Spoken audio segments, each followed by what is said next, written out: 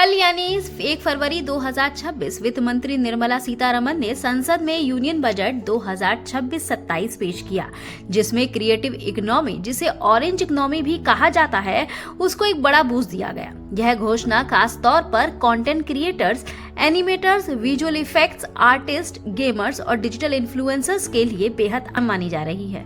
Budget की सबसे बड़ी अनाउंसमेंट ये है कि मुंबई स्थित Indian institute of creative technologies यानी IICT के सहयोग से सरकार देश भर के 15,000 सेकेंडरी स्कूल्स और 500 कॉलेजेस में AVGC कंटेंट क्रिएटर्स लैब स्थापित करेगी। AVGC का मतलब होता है एनिमेशन, विजुअल इफेक्ट्स, गेमिंग और कॉमिक्स, यानी वो सेक्टर्स जो आने वाले समय में इंडिया की क्रिएटिव ग्रोथ को एक नई दिशा देंगे। इन लेबोरेटरीज के माध्यम से युवाओं को advance skill training, modern tools और इंडस्ट्री ओरिएंटेड एक्सपोजर मिलेगा। सरकार का लक्ष्य है कि साल 2030 तक इस सेक्टर में 20 लाख स्किल्ड प्रोफेशनल्स तैयार किए जाएं। इस इनिशिएटिव से न सिर्फ एम्प्लॉयमेंट अपॉर्चुनिटीज बढ़ेंगी, बल्कि स्किल डेवलपमेंट और क्रिएटिव एक्सपोर्ट्स को भी मजबूत सपोर्ट मिलेगा।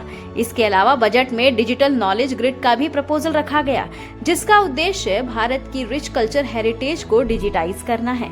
इससे हिस्ट्रियंस को रिसर्च के नए अवसर मिलेंगे और कंटेंट क्रिएटर्स को ऑथेंटिक इंडियन स्टोरीज, आर्काइव्स और कल्चर कंटेंट पर काम करने का एक नया प्लेटफॉर्म मिलेगा। हालांकि क्रिएटर्स की कुछ लंबे समय से चली आ रही मांगे, जैसे OTT सब्सक्रिप्शंस पर GST रिडक्शन और TDS सिंप्लीफिकेशन, इन पर इस बजट में कोई बड़ी राहत की घोषणा नहीं की गई है।